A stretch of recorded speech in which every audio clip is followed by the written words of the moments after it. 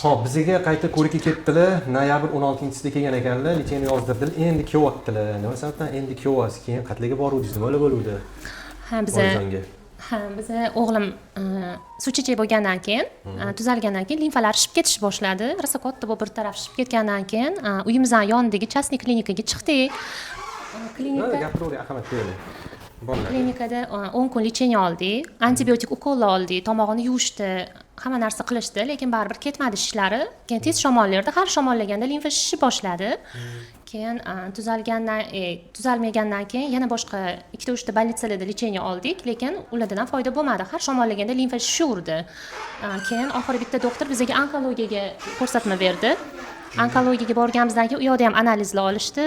Keyin UZI qildirdik. U yoqda yaxshi chiqdi atvetlari.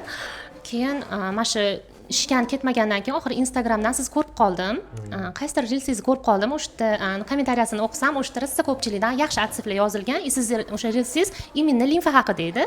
O'shandan keyin sira sizga keldik. Sira tekshirib, lecheniyalar yozib berdingiz, analizlar etdingiz. O'sha analizlarni hammasini topshirib keluvdik. Mana biz oktyabrda, noyabrda kelganmiz. O'sha bu bola yoshligidan shunaqa edi-da, bog'chada 3 oy qishda polni uyda o'tirardi, shamollayverardi. Lekin mana shu lecheniyalarni kursini olganimizdan keyin mana bu qishda kurs emasmi bog'chadan mana shu qolmadi, shamollamadi. Shamollasa ham mana bir kun shamollaydi, 3-kuniga o'sha tuzalgan bo'ladi.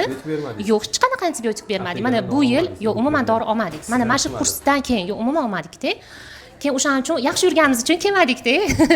O'shanga mana hozir qayta ko'rikka prosta yana bir tekshirtirib ko'raylik deb anaqa keldik, lekin limfalarni yaxshi deyapsiz. Ham o'zim ham qo'lim bilan ushlaganimda ancha kichraganda razmeri.